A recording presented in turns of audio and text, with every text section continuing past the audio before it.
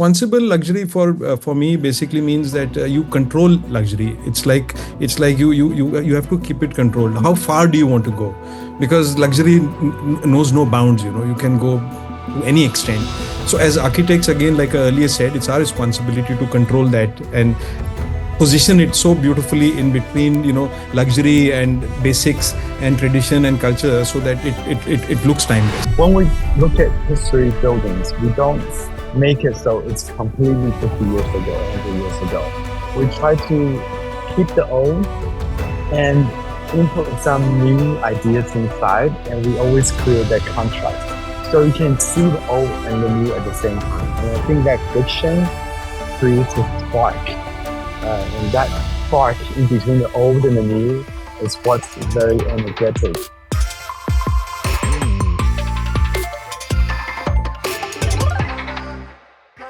Hello everyone, my name is Pooja Tiwari and I'm extremely delighted to welcome all of you to episode 17 of VC Live Season 3.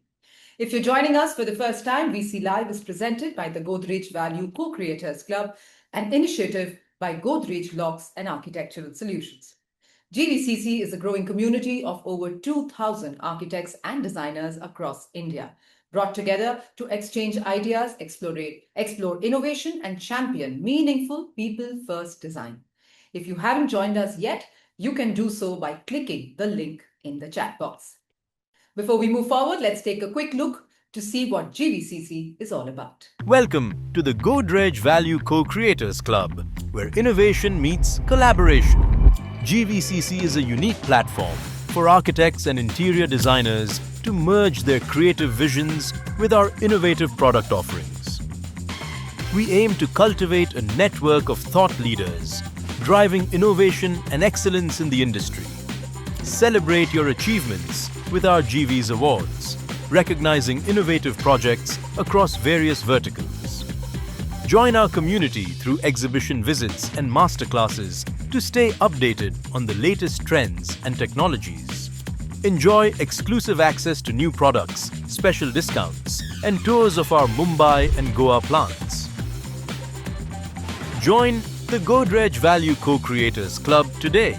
Be part of a community that values innovation, collaboration, and sustainability. Godrej Locks and Architectural Solutions, a trusted leader in home safety, continues to innovate through its latest campaign, Befikar Living Unlocked, featuring the next-gen Adventist IoT 9 digital lock, designed to address modern safety needs through smart technology. Let's take a look at the film. Thrusters. Check. Door lock check. Door lock. घर का door lock किया था या भूल गया? भूल गया. घर का लॉक. फटाफट से चेक करके आऊं क्या? ले आइए Godrej IoT 9 digital lock, 9 secure access modes, automatic locking triple board और कई एडवांस फीचर्स. अब घर के अंदर या बाहर रहो बेफिक्र. घर जाते ही गोदरेज डिजिटल लॉक लगवाऊंगा. VC Live is a monthly thought leadership series where we bring together industry leaders to explore the evolving future of architecture and design. This season's theme is Future Forward, which looks at how innovation, sustainability, and people-centric thinking are reshaping how we design cities, infrastructure, and everyday environments. Today's session is titled as Fast World, Slow Design, Designing the Asia We Want. It begins with a very simple question. In a world that moves faster every day, how do we design spaces that feel grounded, thoughtful, and truly human? Across homes, workplaces, public spaces, and city systems, we all explore how design can remain intentional, culturally rooted, and emotionally resilient, especially in Asia where growth and change are constant. Also, we will have a live Q&A session at the end, so please feel free to drop any questions that you have. This is for our audience members. There is a Q&A tab. You can put your questions in that tab. All right, let's begin by welcoming our first speaker.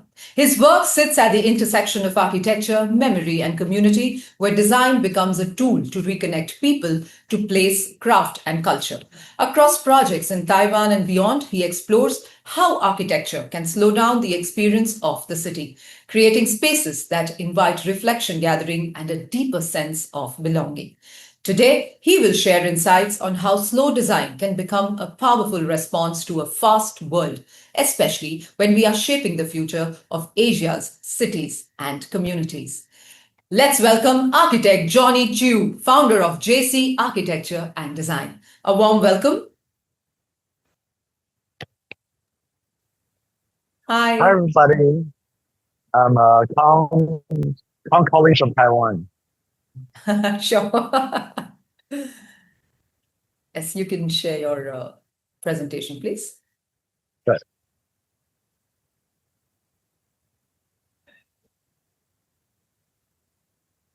Okay, that's good. Yes. So today's I really want to share. I think everybody has the same challenge when they have their own firm or clients that we are working in a very commercial world, capitalist world. And it's something that I faced when I opened my company 15 years ago. And today, through a very quick 15 minutes, I want to share how this journey has allowed me to think otherwise, how to work in a fast way using slow design. And slow it means time or not mean time. Take a look. So there are various of C's that we can talk about. Um, for example, right now, I just came from the south to the north, and we're traveling at 300 kilometers per hour. We can also talk about economic speed. We can also talk about the speed due to the fastness. Yeah, we're talking about facade speeds. So maybe architecture don't need an architect anymore. They just put a advertisement on top.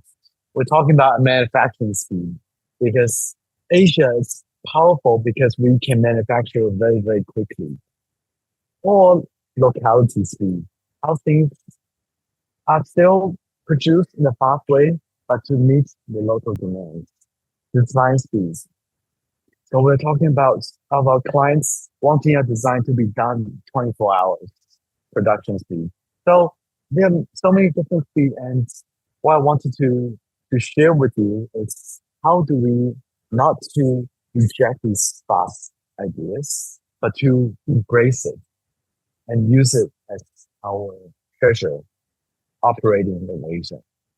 So using all of those different speeds, I was able to make this paper cafe in a short 10 days. Our client had very little budget, very little time to construct it. After we searched for a lot of resources within Taiwan, we found that paper is actually the most cheapest and alternative material to building wood and concrete and all that. So we did. We call a supplier, ship 13 pieces roll of paper, and then we made into this cafe. And we were then being noticed by many different companies and design organizations. And eventually, we were invited to Japan and then presented with B&B Italia. So this Asia speed of cheap and fast with B&B Italia, very expensive and long-term permanence. I really like that clash between the two different cultures. We also thinking, okay, what else can we use speed to do? This is a folding speed. So we use a folding idea to create our first furniture design. Just share very quickly here. All right. So in a matter of 3 seconds, or maybe even less, 1 second, we are able to fold out furniture. Then we talk about economic of transportation and ecology of reducing some of the transportation CO2s and all that. The chairs collaboration with Coben Leather, like for the boot trend. And it just folds out really beautifully into the flower bloom shape. And then eventually being like a status quo for how leather can be elevated even in a non-leather country like such as Japan. So there are many, many different seed, and I'm so interested in developing this. So I even went to RMIT and took a PhD. So after 7 years and 40,000 words, I write about how to design fast. Cut, fold, and hand is my PhD. Taking fast architecture in Taipei. Yeah, I'll just show you some really quick things about what I'm trying to discuss.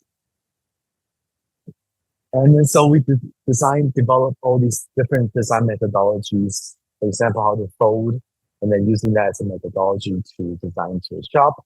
How we can carve things out, cut things out, and design for our Asian office in Taipei. Thin cuts, making that into design exhibition.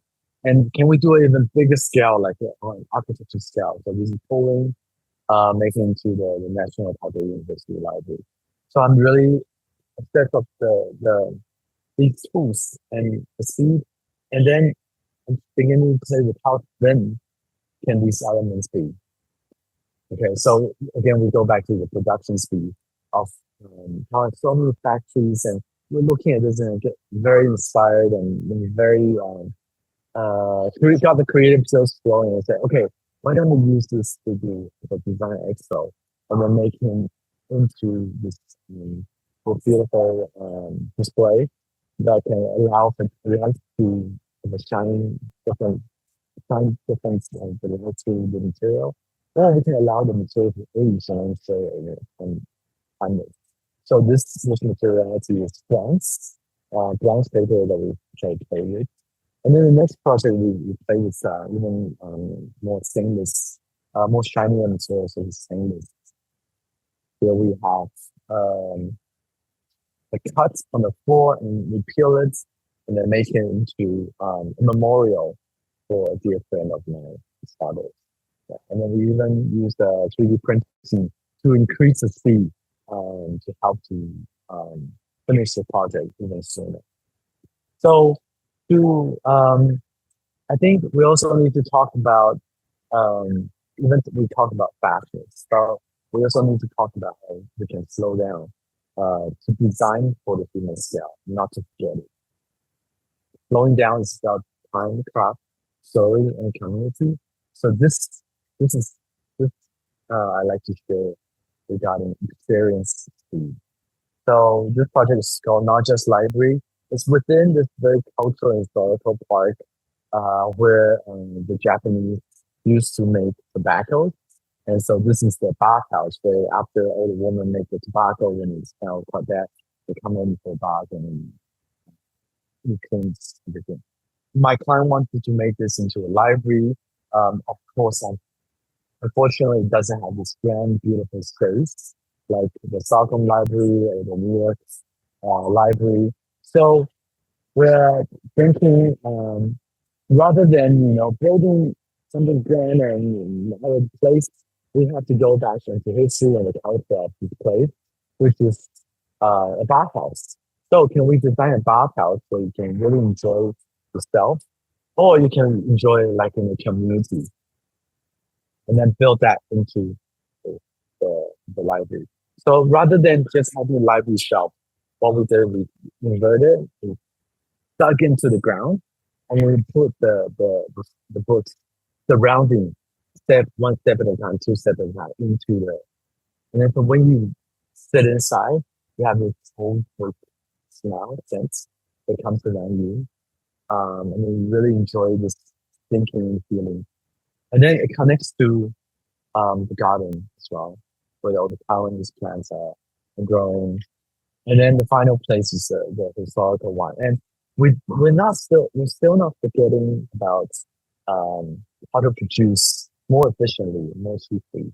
So this is, if you see the details, actually using just a paper clip to pull up the acrylic lighting, and very, very efficiently and cleverly done, and then with something that you can buy from the local station. We like to highlight the difference between the new and old. So we just paint a little bit of gold and then that can let the future users understand what's new and what's old. The place has eventually become a very, very popular place for people wanting to come and experience not only the history of it, the culture of it, but the new place as the library.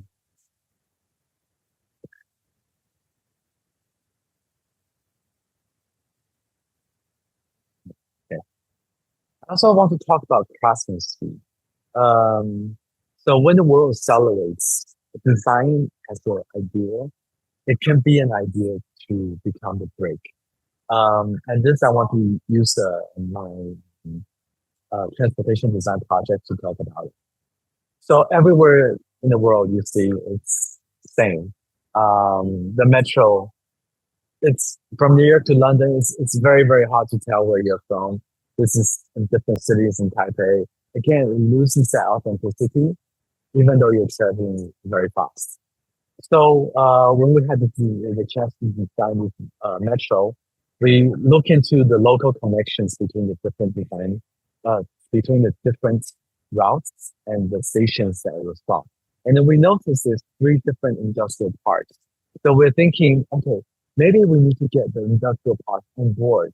We look into further with this 4 very distinctive ones: wood, fabric, plastic, metal, and they have the best of the things that sell to the world. So we're thinking, instead of building, a copy of somebody else's metro, can we localize and then use every of these manufacturers to bring their things on board, and then eventually became craftsmanship that builds this metro. So we invited 7 different skill sets workers and craftsmen. Like this chair, we built into this closing the original steel, but then having a lot of the this curve and weave into the metro design. For the lighting, we just have to put in the mesh, and then it becomes this very soft lighting.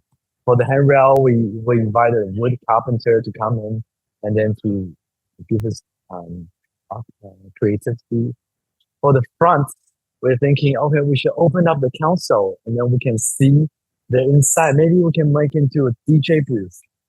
Yeah, and then and then we gave it individual seating so the kids can sit there and be happy. Every craftsman we invited, we present a very nice story behind it to showcase who they are and what they do. And so everybody who comes on the board, they can feel proud that this train is the local train, and you can link to the communities surrounding it. Because of time, I will skip the video, fortunately. Eventually become a very popular Instagrammable, although that was never the intention. And then, it really had a really great effect, and allow the design to be much better than just a copycat. Slow design doesn't mean slow process. We still just need to design very fast, but we need to design with locality in mind. And I think Asia is a perfect aspect for slow design. So this project I want to talk about is in Taiwan. Taiwan is on the east side, as you can see, very, very beautiful on the coastline. Almost everything is green. The site is very beautiful with a lot of large trees. And we want to really put in the personality of the city inside. Not only picturestic, but a lot of people are virgins, fun, camping, fire, and singers. That's where everyone's from. The site is also an old railway station. So with all that idea, the nature, the railway, the Aborigines, we decided not to do something very steel, hard, concrete, but rather than design within the place. So we want to allow people to think about it like their kids. And they can climb up to the tree that I was just showing you. The tree, so we call it the tree house, where you can give shadows, where you can be personality, and to weave large wood structure together to create this project. Weaving nature and history together. So this is the site, and in the future will be like something like this, beautiful week together. So the process is also quite simple. We identify all the beautiful trees, and then we place these wooden grids on it, and then we slide in the spaces in order for the community to be fully utilized and using these spaces.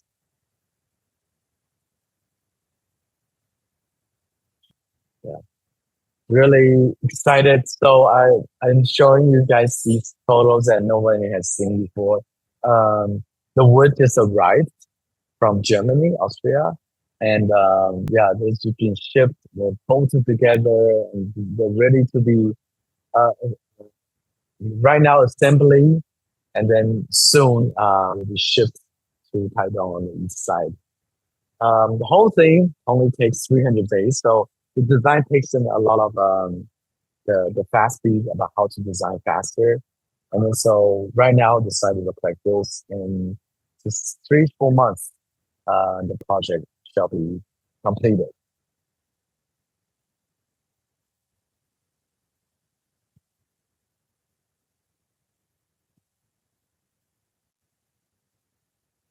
So lastly, I want to introduce slow design in the fast flow. So my experience and method, how to design, we have a 3C approach.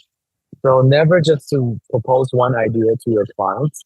For us, always three: the classic, the creative, and crazy. And I want to show this project to demonstrate how we are thinking of this. So Taiwan has a lot of these things because again, the economics, the fastness and cheapness of it. And there's so many of it, it's always really, really ugly. When we present to the clients, we show the classic, conservative, the classic, the creative, and the crazy. And then we test their boundaries. Eventually, because we have always proposed three, and we come up more or less to the middle, and then we can always be proud of ourselves that pushing the limit of what is only a warehouse. So this warehouse we're designing for, we're showcasing, expressing the efficiency of the structures that needs to go into a warehouse. The diagonals are actually just plain water pipes that runs in a 60-degree angle.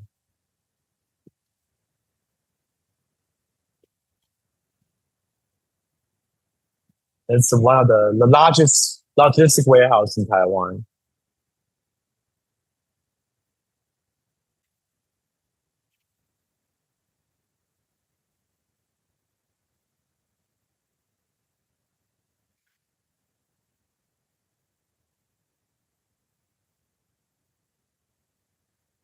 So to conclude, I think we have to, for my practice especially, we have to face capitalism because that's allows us to have jobs, and capitalism is about speed. We can look at speed as something we hate, or we can embrace it.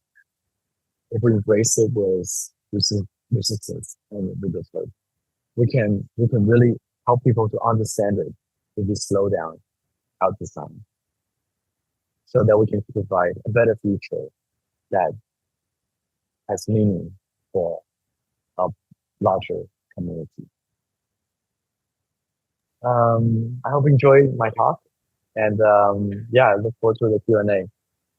Thank you so much. Thank you very much, Architect Johnny. I think lovely presentation, of course, but I have to say that it was in true sense a treat for all our audience members. So thank you very, very much for such a fantastic presentation. All right, now it's time to invite our second speaker. Let's welcome Architect Rahul, who's known for redefining luxury through simplicity, longevity, and value engineering, where design isn't defined by excess, but by intent, precision, and craft.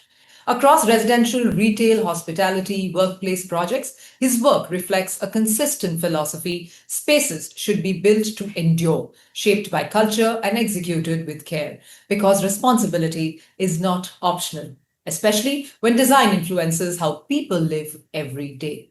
Today, he's going to share how slow design can show up in the real world through process, materials, decision making, and the discipline to design for a long term. On that note, let's heartily welcome architect Rahul Bansal from Group DCA. A warm welcome. Hi, good evening, everyone. Can you hear me clearly, and can you see my screen? No, yes, if you can just move one slide ahead. Okay. Yes. Is Perfect. it okay? Yes, it's perfect. Okay.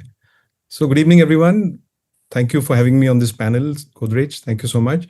So let me start with my presentation. My company, Group DCA, is a firm which was established in 1996. It's been 30 years now, and I'm one of the managing partners in this firm. So the DNA of the firm basically revolves around two attributes in architecture.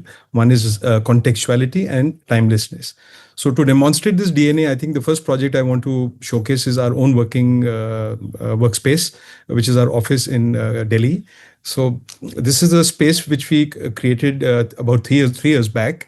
And the whole essence of this space revolves around contextualism, longevity, and material sensitivity.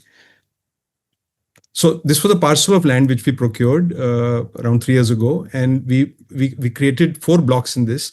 The 4 blocks, A, B, C, D. The A is the reception, B was the cafeteria and admin, C the principal's office, and D is the studio.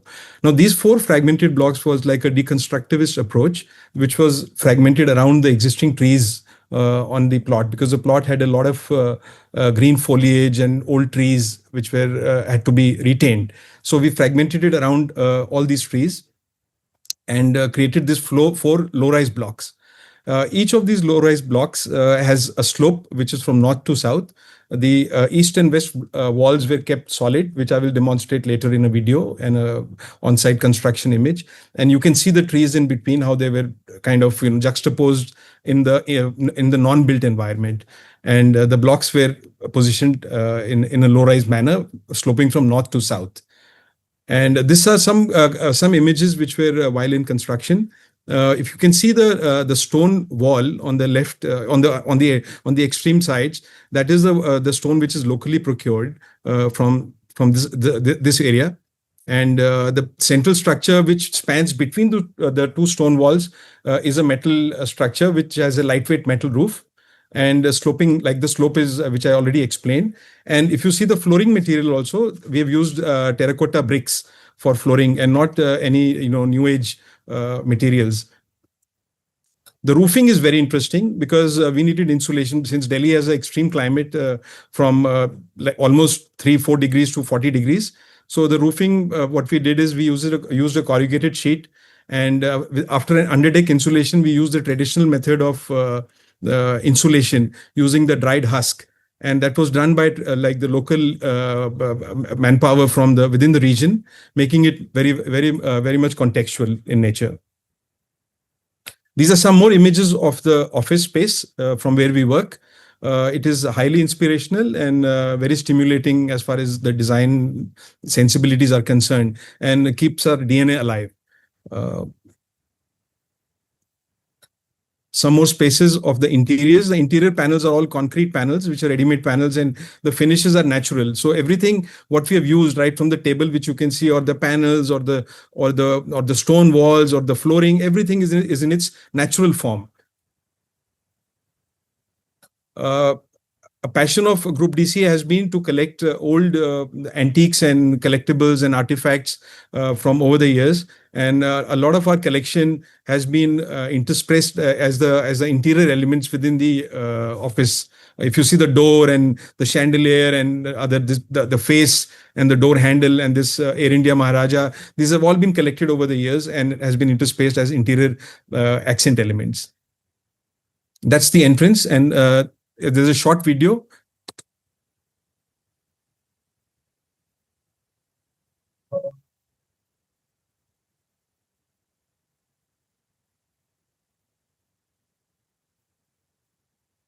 So we were looking for a new studio space. We wanted to move out of the city, and we came across this great opportunity, this beautiful small pocket of land with beautiful trees, and this just spoke to us. The whole design of the studio evolved like a bubble diagrams, different functions were put together, were actually separated out rather into small bubbles, which we built around these trees. And the spaces we got sort of organically came together, the whole layout. So trying to create very to our core values, creating a very contemporary solution using traditional materials and crafts. And that's what the beauty of this office is.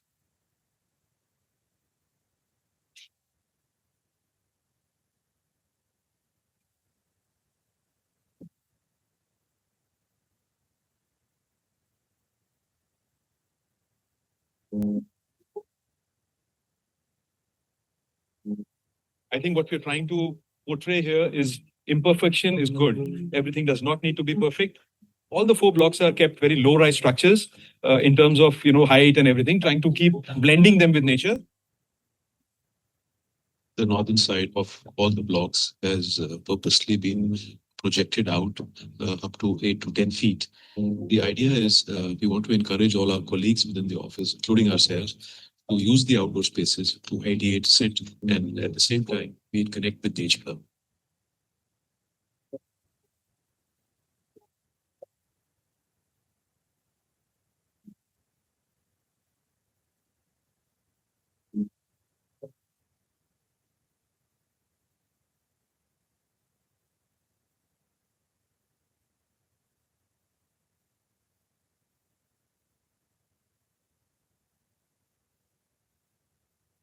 So the diversity of the projects which we undertake is quite interesting. On one end of the spectrum, we have projects like the next one, which I'm going to show, and at the other end, they become like really small scale bespoke projects. So this is the project we are doing in Calcutta. It is a high-rise condominium in a very, very heavily infested suburb. The infrastructure of Calcutta, it is very in terms of very congested and infested area. So here the concept was to create something which was more vertical and more greenery in a vertical format. So if you see the map, you can see that the area which is how heavily it is infested and how dense the development is. In between, there was this parcel of land, again 1 acre of land, in which we had to create this condominium. And this is a work in, like you can see the environment here because there are all a lot of structures around it. So in this environment to create this building was the task. This is the site plan of the parcel. There is a small video.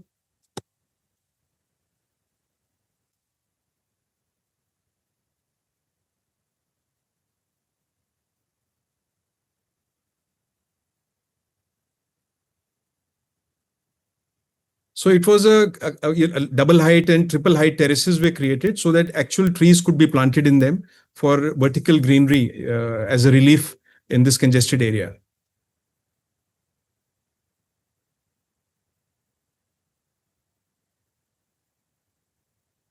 This is all on the ground floor.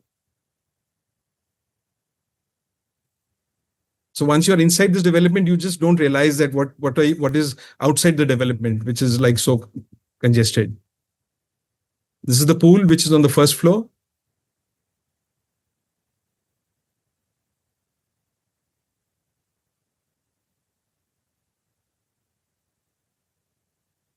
All the wellness services.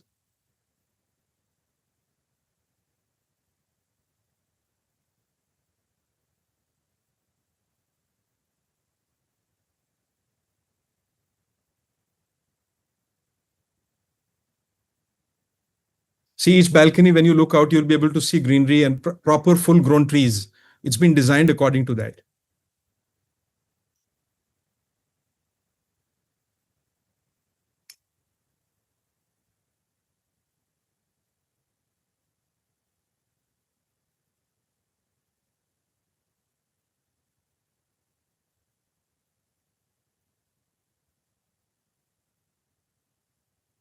A lot of natural light from all sides because it's a single apartment per floor format. So it's got a 360 degrees, light and ventilation. And the top floor is a private club.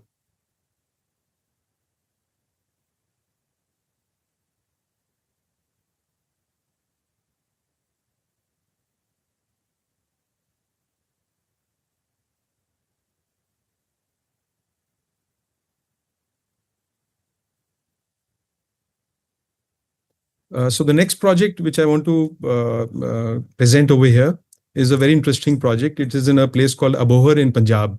Now the Punjab, the special the feature of this area is that it's a very strong citrus belt where they grow a lot of citrus trees and there are citrus orchards. So the client wanted to convert this space into a little bit like a citrus county resort. And for that, he appointed us as the architects. So the total parcel of land was 100 acres. And what we did in this 100 acres is there were a lot of fragmented water bodies. We joined all the water bodies and created one large water reservoir, which would retain water for the region and improve the climatic conditions and also help for irrigation. And so that was a man-made lake, which was about 7 acres in size, which we created first. And along with that, we made a few sample villas, which would be replicated all around the lake like a garland. So that's the land parcel and the lake in between with an island in the center. That's just a site plan. These are some work in progress pictures where the lake, if you can see on the bottom slides, how the lake was created using geothermal membranes, and the island is also there in the middle, and the 3 structures came up. The beauty about this project is in the construction materials, because the earth which we excavated from the lake, we used that as rammed earth to construct these blocks as a pilot project. And so the earth was sourced locally from the excavation of the lake itself. And so that is how the blocks were created, these blocks. And the materiality is very natural because it just doesn't require anything. It's timeless and it is very contextual, in nature. Some more images of how it looks like. Even the roof is like a vaulted roof using terracotta bricks and reinforced, like what we used to call RBC, reinforced brick concrete. So the roof is created using that technique.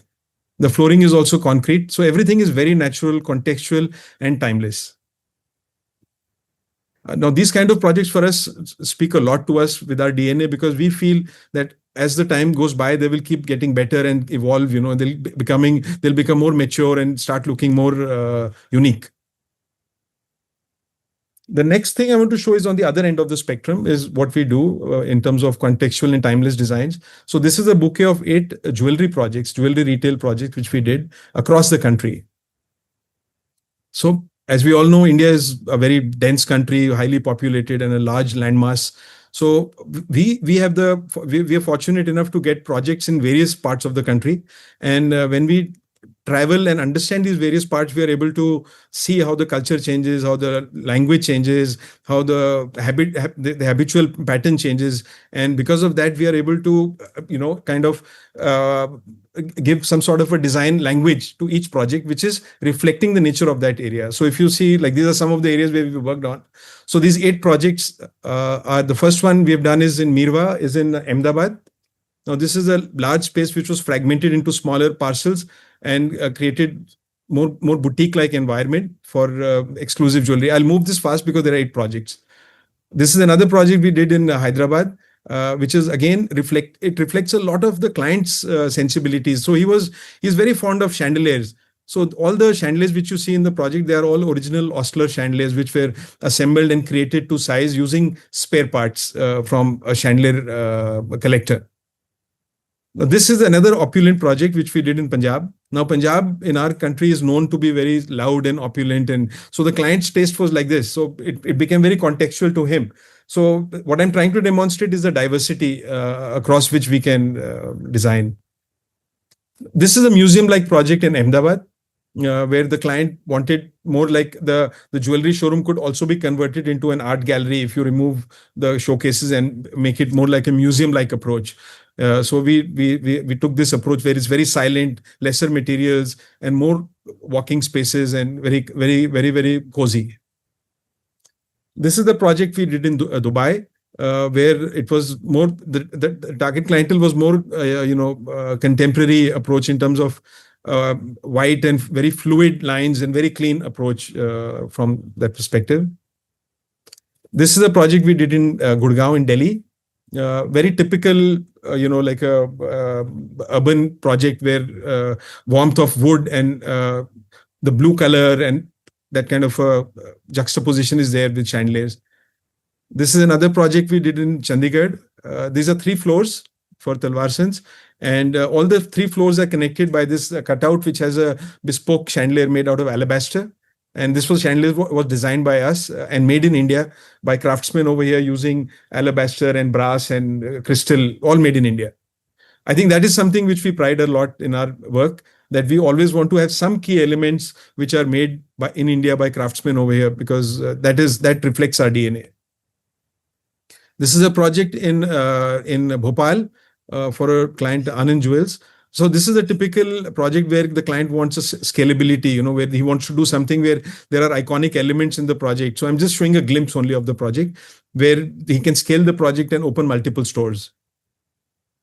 The last project I want to showcase is a very special project which we recently finished.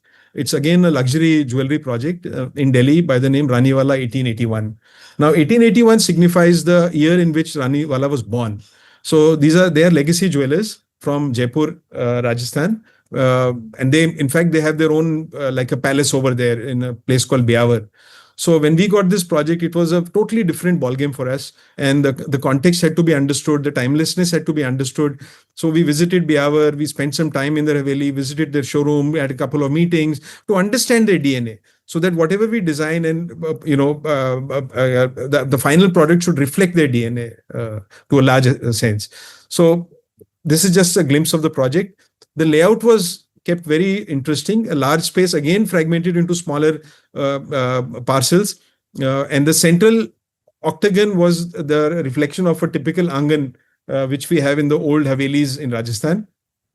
And a lot of intricacy and detail went into working out the Rajasthani elements which had to be captured. But we contemporized them. We didn't want to just copy paste any Rajasthani element in their shape and form. So we had to make better geometry. Like if you see the ceiling design in the first slide, it is inspired by the stepwells.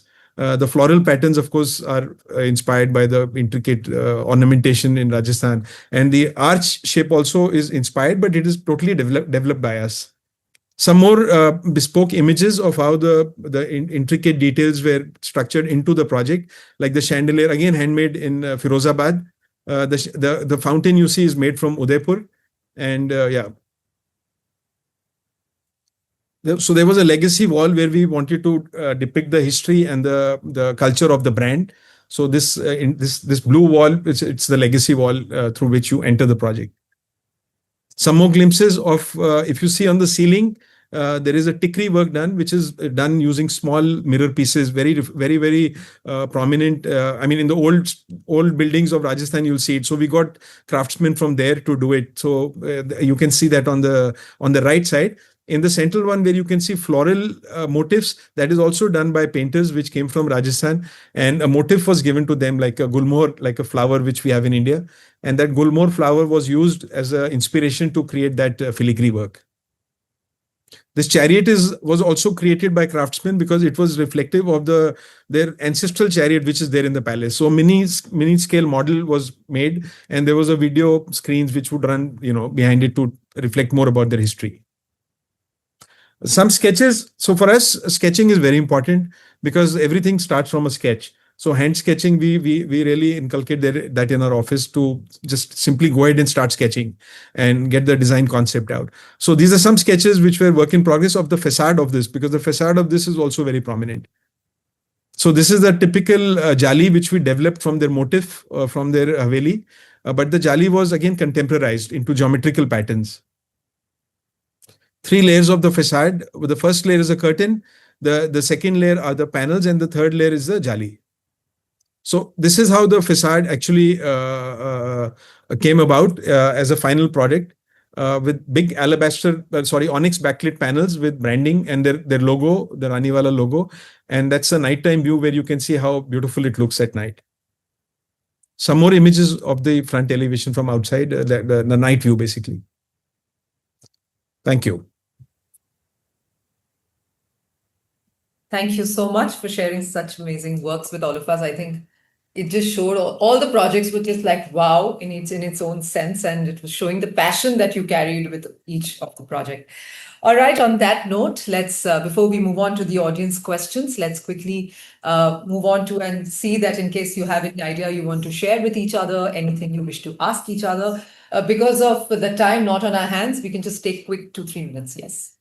Thank you. Anything you want to talk about, Architect Johnny or Architect Rahul? So I just want to first of all congratulate Johnny, because the body of work and the perspective with which he presented was very different.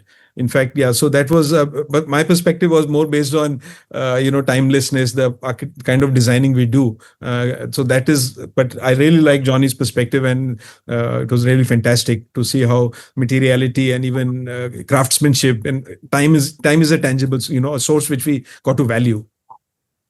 Yes, absolutely. Thank you. Well, I'm not sure if a lot of people know Taiwan, but we are not only TSMC or missiles pointing from China. We have a lot of great designs and a lot of opportunities as well. And I want to bring to the audience like the possibility, even when you're in Asia, you're facing so much constraints. But use the constraint as an opportunity. I think that's a real concern. You can design your own way to your own culture, such as we've done amazing, brilliantly. Don't understand a lot about Indian design, but I think you define what I know about Indian design. So very beautiful. I love your office. I wish to visit someday. Yeah, that'll be great. Fantastic. Yeah. All right. Thank you very, very much. I think both your presentations actually remind us that slow design isn't a style. It's actually a mindset. And it's about resisting noise, protecting intent, and designing with responsibility. So thank you very, very much. All right. Before, like I said, moving on to the audience questions, we have two very interesting poll questions, and that is for the audience members. So what's going to happen is that there's going to be a question right here on your screen with 4 options to each question. I will speak out the question and the options as well, requesting our audience members. You'll have 30 seconds to quickly go and vote to the option that you deem fit, whichever option that you feel that is the right answer for you. So yes, let's start with our first poll question. And the question is, you can see it on your screen. It says, when you think of slow design, what matters most? And the options are longevity and durability, local craft and material honesty, human experience and calm, and cultural relevance and identity. So your time starts now. We have 30 seconds, requesting our audience members to quickly go and vote for the best option that they feel fits for this answer according to them. Question is, when you think of slow design, what matters most? And there are 4 options. So another 15 seconds. So requesting our audience members, we still have time for about 10 seconds. Quickly go and register, quickly go to your option that you feel is the right answer for you. All right, so I've got a heads up from the team. Let's see what the result is. The option that has got the majority of votes is option 3, and that is human experience and calm. Thank you so much. Let's quickly move on to our next poll question. And the question is, why did you join today's session with all of us?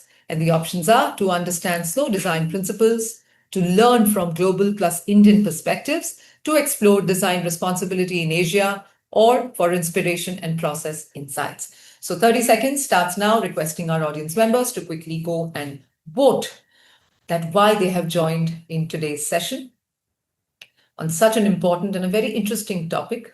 So we have around 15 seconds more.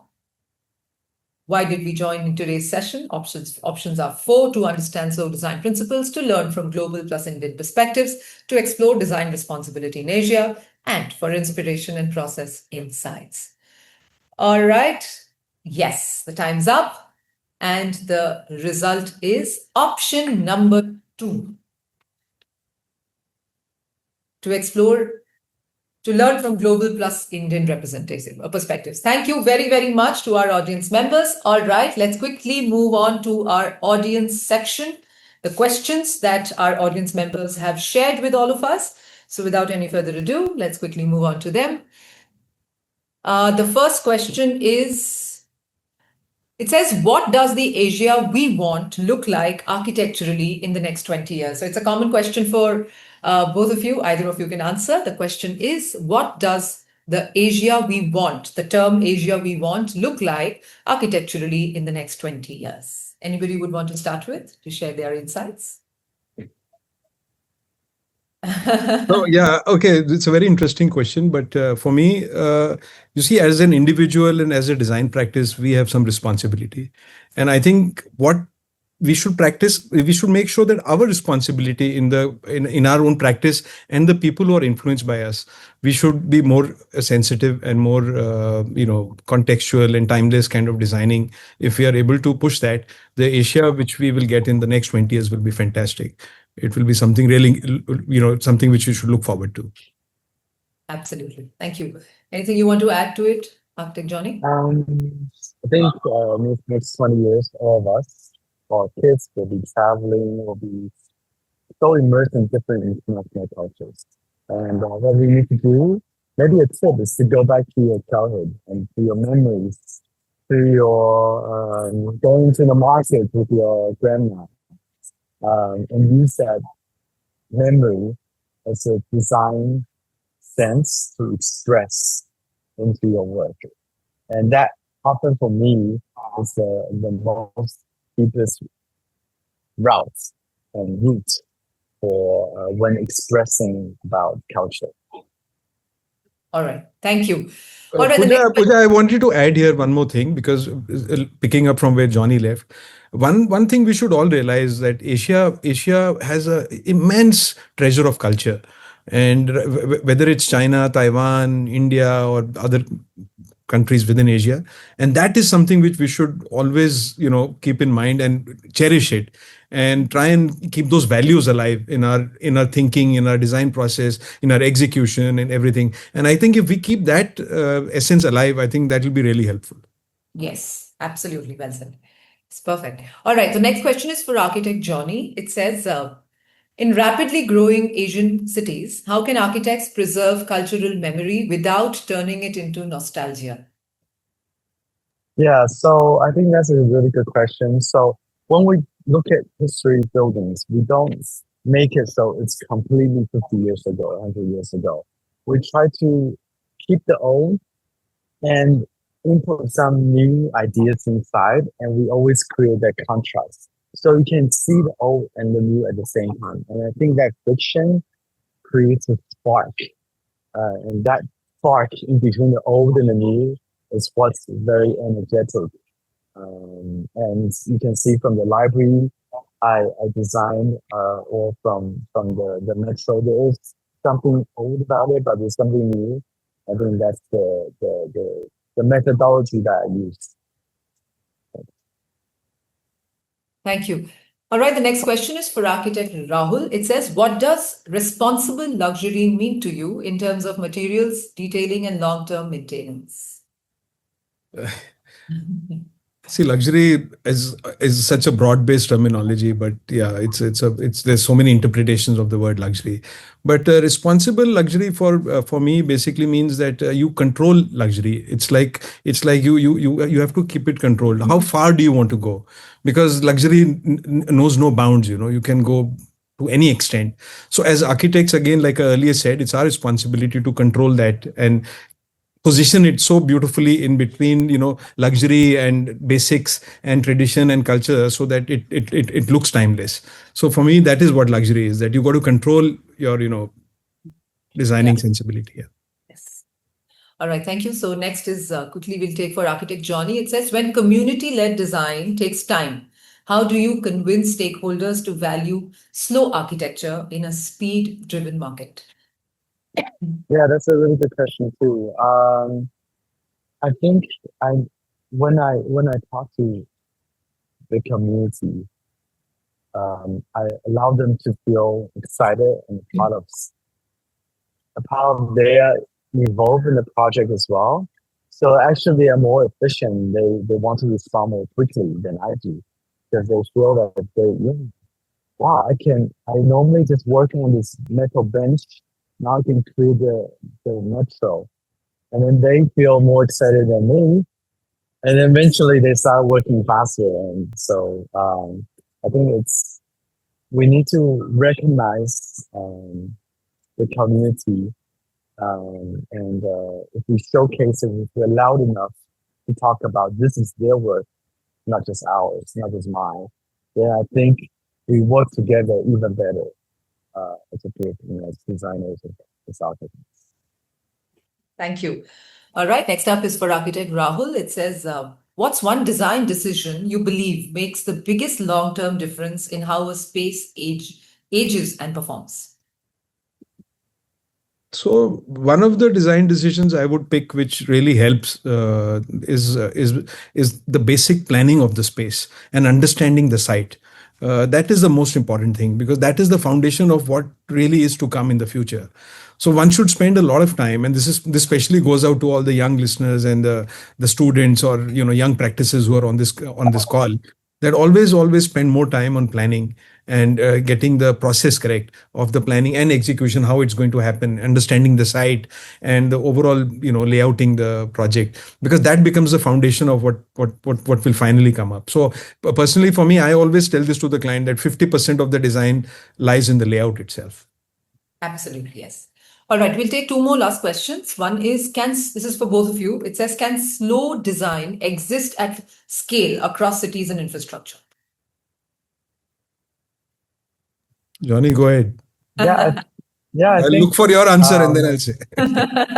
No, I mean, that's why I try to show with the treehouse project. Slow design doesn't mean you have to slow down. 300 days is very, very fast for an architecture site of this size. You just have to think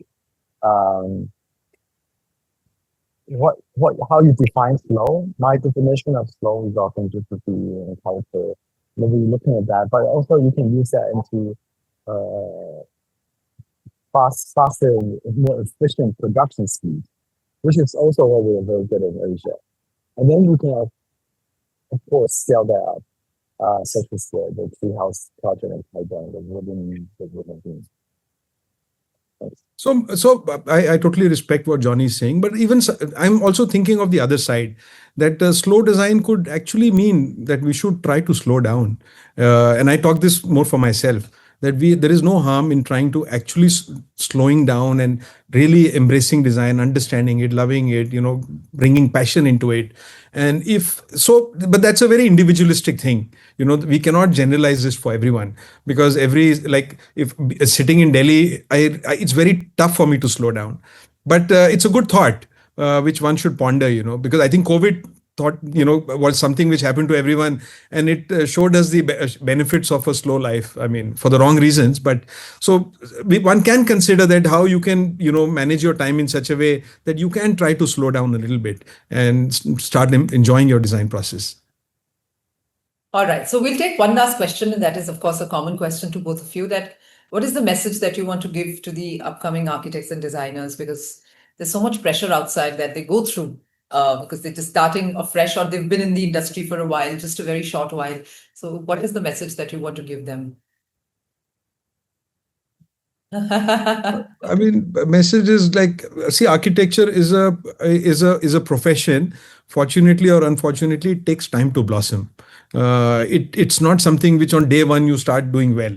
So one of the important messages I want to put out there is, just hang on, have patience, stick to your path, and believe in yourself, and do what you really, and look for something which you believe in, which defines you as a personality, whether it's your passion or your way of designing, your thought process. Everyone is individual, but hang on to that. It takes some time. So this is a message for everyone out there, that don't give up, hang on. Mine is very similar to just two key messages. Be curious, design some fun, be excited, search for answers, and explore the world, and be optimistic. I think you have to have a very open heart and very happy heart. Then you don't look at the project like, oh, I have another problem, I have another challenge. Oh, but I have another opportunity to look at these challenges.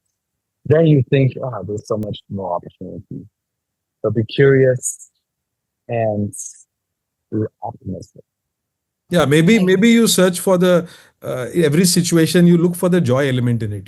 There will be something when you look for it. There'll be something to enjoy and really cherish it.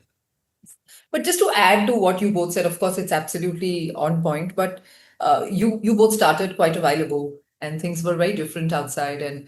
But today things are really evolving by the hour, actually. So hence, I want to also understand it because I'm sure a lot of audience members might have this question on mind that so much happening. If I don't do it, someone else is going to do it, and then of course I don't get the business, or I'm sort of right behind in the queue, etc., etc. So how do you deal with that mindset? Because of the evolving times. So it's always good to stay motivated. All that fear factor is good because it keeps you going. I mean, but at the same time, you need to know how to balance life. I think for our generation, maybe it's the same for Johnny also, because probably similar, age background. So we've seen that side of the time when we used to make drawings by hand. There was no photocopying and there was no digital cameras, and we have spent a lot of time during that era also. And now we have come to this age where there's like AI is coming in and 3D printing is coming in. So we have seen both sides of the coin, in terms of what the plus and minuses are. So this is something which is very interesting also, and it's inevitable, this change. So in this, you just got to, find your little path. Yes. Do you want to add your last thought? For me, for the first in my company 15 years, for the first 3 years I was miserable because the clients were just demanding. So they only want to copy things from the West, whatever is happening in Europe or whatever the big architect is doing now. So I was very miserable because I was just doing copy until like something very, very challenging, which is even less money, even more less time, that I look into what is Taiwan and what is Asia. So the fast production speed, everything I talked about today, the fast efficiency and all that. And then rather than rejecting that, saying, no, I don't want efficient, I don't want fast, embracing that and using that as design theory. And then I find joy in that, and I found the Taiwan culture, and then embrace that and use that in all my design languages. Yes. All right. Thank you so much for sharing such amazing thoughts. And I think it was a very, very fantastic session. I'm sure the audience members will also agree. So yes, with this, it brings to the end of VC Live Season 3, Episode 17. A big thank you once again to our incredible speakers, Architect Johnny Chiu and Architect Rahul Bansal, for sharing your perspectives, your process, and your principles. And of course, a bigger thank you to our audience members who've joined us live today. Today's session reminds us the future of architecture in Asia won't be defined only by speed, scale, or spectacle, but by care, clarity, and responsibility. Until next time, stay curious, keep questioning, and continue designing with purpose. Thank you very much. We shall see you in the next episode. Thank you, everyone. Thank you. Thrusters. check. Door lock check. Door lock? घर का door lock किया था या भूल गया? भूल गया। घर का लॉक फटाफट से चेक करके आऊं क्या? ले आइए Godrej IoT 9 digital lock, 9 secure access modes, automatic locking triple board और कई एडवांस फीचर्स। अब घर के अंदर या बाहर रहो बेफिक्र। घर जाते ही गोदरेज डिजिटल लॉक लगवाऊंगा। Welcome to the Godrej Value Co-Creators Club, where innovation meets collaboration. GVCC is a unique platform for architects and interior designers to merge their creative visions with our innovative product offerings. We aim to cultivate a network of thought leaders, driving innovation and excellence in the industry. Celebrate your achievements with our GV's awards, recognizing innovative projects across various verticals. Join our community through exhibition visits and masterclasses to stay updated on the latest trends and technologies. Enjoy exclusive access to new products, special discounts, and tours of our Mumbai and Goa plants. Join the Godrej Value Co-Creators Club today. Be part of a community that values innovation, collaboration, and sustainability.